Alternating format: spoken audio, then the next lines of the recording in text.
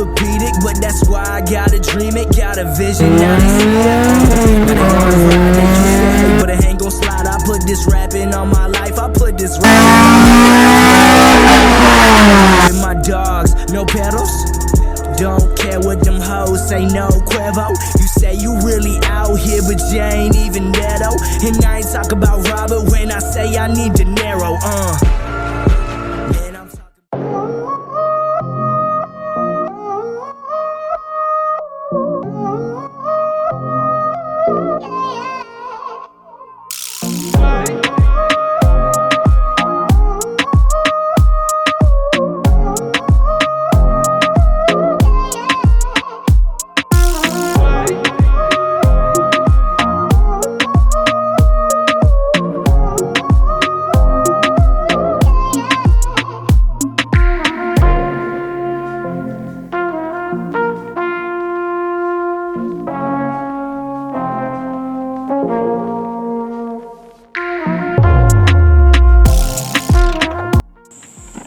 What is going on, guys? So today I just wanted to do another walk around video of the TrapCar, because I know it's been a pretty good little spike in my subscribers the past couple days. So a lot of people may not know much about my prized possession or might not have watched the previous videos, but this is the CG known as the TrapCar, which I've had for, I want to say, about 2 years now. And yeah, I just fell in love with it. If it wasn't for this car, I would have kept my blue car. But it's something about this one, I don't know, it just stole my heart, man. So I was like, fuck the blue car, you know. So, but basically what we have done to it is, you know, basically a H23A swap, straight from Japan. And you know, it had a stock transmission for a long time until it finally took a shit on me. Probably, I want to say it was last year, probably about a year ago now. And I ended up getting a Prelude trans from one of my buddies up in Virginia, so got that thrown in, back up and running. The wheels I'm running are some XXRs. I want to say 527s. I'm not too sure on the actual thing, because I got them used for like $200, and they were white, and I spray painted them black. But I did a pretty good job at spray painting. I didn't just kind of bullshit. I kind of took my time with it. So that's a video too if you would like to see it. Cut rear bumper, just because I like race car like things. And I want to clarify this right quick. The state this car is in now is not how the car is gonna be like when it's finished. It is a long way from finished. So I know people are like, why did he cut the bumper? Why did he cut the bumper? Trust me, okay? Once I get all my aero like I want, it's gonna look sick as fuck. Like the whole theme of it is like track build. So that's why I've got my tires in. This whole car's theme is basically track status. And to accomplish that, I feel like it's very necessary to like modify your bumpers and stuff. Man, I got so much I want to do aero-wise, like a splitter at the back, which I have to get like a universal one because they don't make one for Accords. I want to cut my fender. Like, I know y'all seen how they have like the fender where it's like slit down this way. Yeah, I want to cut both fenders and push them in, and then I want to get me a splitter for the front. And I want to slight gut the inside. I can't do it too much because, you know, I still got a son and stuff like that, but I do want to slight gut it, like make it sort of race car-ish. And then eventually, man, who knows, if ever I get to that stage, I may try to get a roll cage in. I do want to track it, like for real, but I got so much I need to do. I got to get steel brake lines, braided brake lines. I got the drilled and slotted rotors, and I got upgraded pads. I just need to get the steel lines done, and I got a feeling that the functioning form type 1s ain't gonna do too well on the track. I'm not sure, but they do okay on the street. I I don't think it's gonna be that good on the track, because it is a little soft. Like when you turn a corner too sharp, it kind of just eats tires up. But you know, we'll see. Another big question I always get about this car and a lot of cars, and I think now if y'all want, now just say in the comments, but I can make a video on each car. But a lot of folks ask me like how hard is it to get an engine like this in this car, and I'm telling y'all, like right now, it is not hard at all. Like it's so simple. It drops in for one, so all your mounts, you can use all your stock mounts just like I did. As you can see, well, you can't see because of the intake, but it's a stock mount down there. That's the stock mount that came with the car, and the rear is a stock mount. The only mount that's modified is this one, and that was my choice. It was shot, so I had my dad just weld it solid, just because, you know, I don't give a shit. But yeah, you do not need any kind of aftermarket motor mounts to put these engines in any Accord. I don't understand who keeps saying you got to have Hasport, innovative mounts, shit like that. I made that mistake when I first did my blue car swap, and you do not need aftermarket mounts to make this engine work. All you gotta do is line it up properly. It'll sit right back in there, just like any F or H series. So second, your wiring harness has to be modified slightly depending on car. We're gonna just talk about this car for now, since this is the one we're looking at. But for these Accords, the good thing is if you do F20Bs or H23As like this, they are all 98 to 01. They didn't come pre-98, so you don't have to worry about OBD1, OBD2 conversion type of stuff. So that's another reason why I like these engines, because it's like all your stuff is pretty much the same. Like, you know, just for example, this is the same. You got the same plug-ins for that. Even this shit plugged up the same, but I just deleted it because it didn't work. But and that's the same. Your out of control valve is the same. Like, so much stuff is the exact same from your stock engine as this. The only thing you're gonna have to do sometimes, depending on injectors, if you got aftermarket injectors, you'll have to wire this, like wire up your aftermarket injectors, which that's not too bad. I showed y'all in the last video when we were doing the L20B in Jeff's car.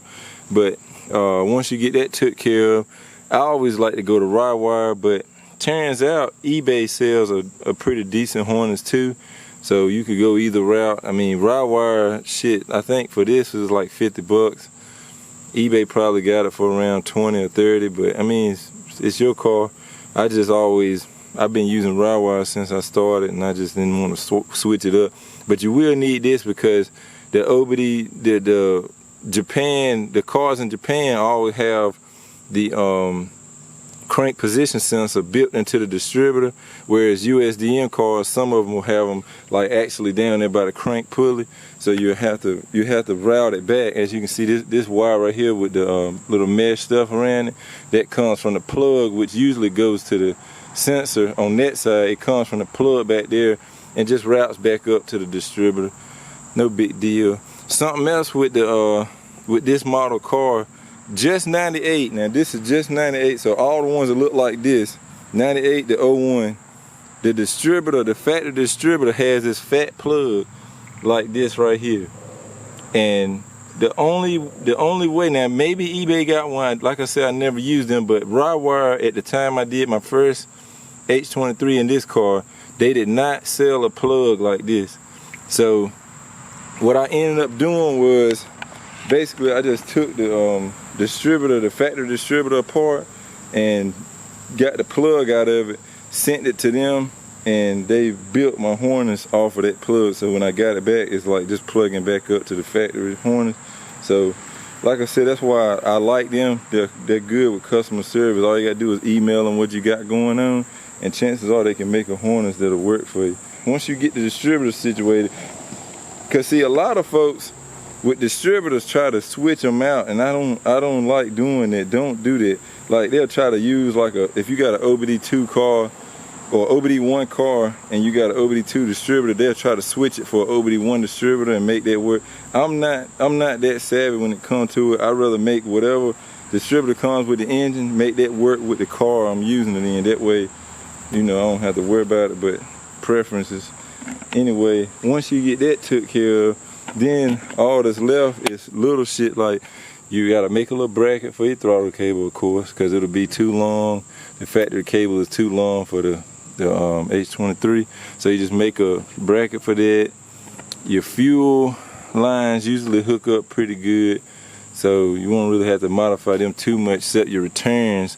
Sometimes you have to extend your return line a little bit, but you know, small stuff, you can use a little T or something. They sell them at the auto parts store to make that happen. And for the inside of the wire harness part, you're gonna need a chip ECU, P28 or P06, as long as it's modified for VTEC.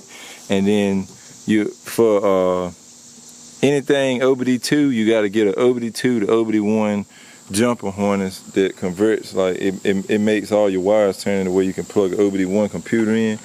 And yeah, aside from that, I always recommend this to everybody that does a swap. Please, please make sure you get a tune done. Please get a tune done. I don't care if it runs beautiful out the box. It can run like factory. Always take it and somewhere professional and let them run through it, dyno it, make sure you know everything is perfect. Because when you out there and you beating on it, if it's off the slightest bit, it could mess some shit up, like for real. And even if it don't mess it up right away, you shorten the whole life of a whole swap just by, you know, neglecting to do a tune, because it could be running too rich, it could be running too lean. You don't know. Every engine is different. Every compression is different on different engines. So you gotta compensate. You gotta add fuel here, take it out here. That's why it's best always get your shit tuned.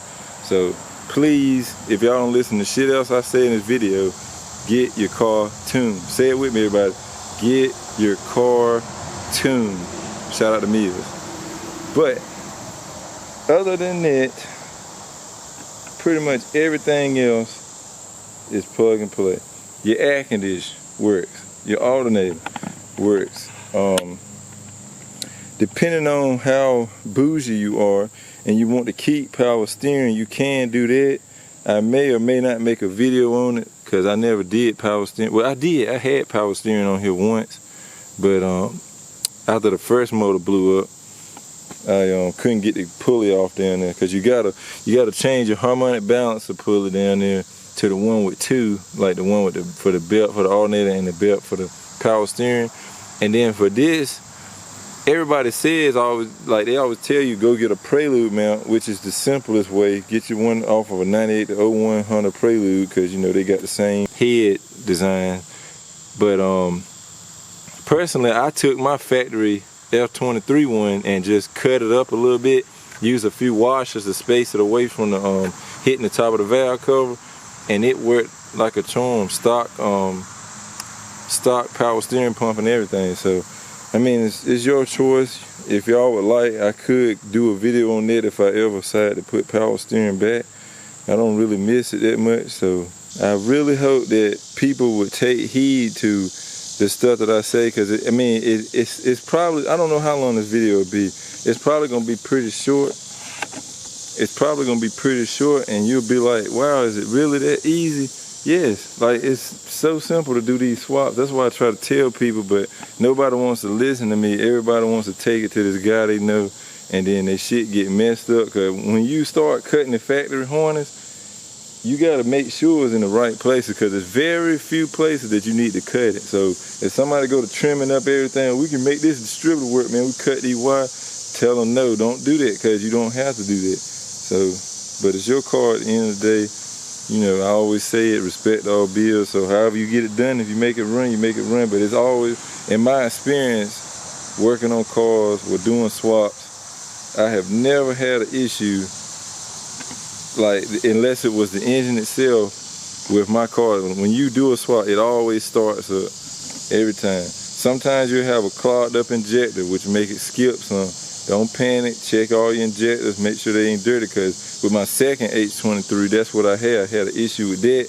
That's when I ended up getting the 550s for it, but because you know Japan engines sometimes sit for a while on a boat at the shipyard or even in the warehouse you bought it from. So gas will solidify over time in those little pin, like the little needle holes in the injector. So sometimes they'll clog up. You can clean them if you want, or you can just buy some cheap ass eBay 440s or something like that. They like, I heard of people getting them for like $80. So, you know, either way works. But that's how you put an engine in one of these cars. And this is my baby TrapCar, which took the place of the blue car.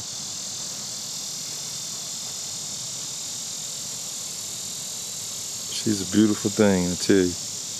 Oh, and one more thing too, great mod for anybody that has this generation of cord. Grab you a 98 to 01 Prelude shifter. Yeah, that's our shifter from K-Tune. So yeah, get you a Prelude shifter. It'll be a whole lot shorter. Feels a lot better than the stock one. Anyway guys, I appreciate y'all for watching this video. I know it's a lot more talking, but you know, I really felt like I needed to go over how I got this engine in, because I get questions all the time about it, and you know, I don't have a lot of time to answer them because I'm either working or taking care of the family or trying to make a video for y'all. So, you know, hope y'all can appreciate me doing this. I will be at Tuner Evo this weekend. I don't know how many of y'all going or not. I don't know if, I may try to, I think I'm gonna end up just driving this anyway because I like driving it, but I don't know if I'm gonna actually put it in there, because y'all, if you know Tuner Evo, you know they got some sick ass shit, and this ugly ass green bean is not, no, that does not belong in there. So I'll probably just be there. I just like going and seeing cool cars and, you know, meeting people and stuff like that. So I'll probably just be there. So if you do come and you see me, you know, I'm a low grade YouTuber, so not a lot of folks gonna notice me. So, you know, feel free to come up, speak, you know, we can walk around together and shit. I ain't no celebrity, I'm a basic ass nigga, so, you know, we can walk around, check cars out together. I'm not sure who all else will go with me. Probably just end up going by myself, or either the old lady go with me, so chances are I could use your company anyway. But anyway, I'm gonna end this video here because it's getting dark and you can hear crickets and shit. So y'all stay easy, man. I will catch y'all in the next one, which hopefully, fingers crossed, will be Friday. But anyway, see y'all later, man. Remember, respect all bills. Peace out.